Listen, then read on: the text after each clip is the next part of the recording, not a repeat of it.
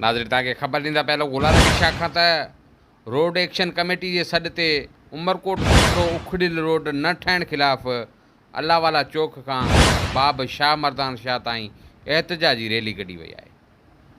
एहतजाजी rally में comrade नियाज़ भरी, कबीर राजड़, आसनदास खत्री, शेरू भील, सैयद अली शेर शाह, अयाज़ हिंगोर जो समेत वॾी तइदाद में सियासी समाजी अॻुवाणनि शिरकत कई आहे। इन ई हवाले सां वधीक तफ़सीलनि लाइ असां सां गॾु टेलीफोन लाइन ते मुश्ताक कुंबर मौजूदु आहे। मुश्ताक, इन हवाले सां वधीक तफ़सीलनि खां आगाह कजो।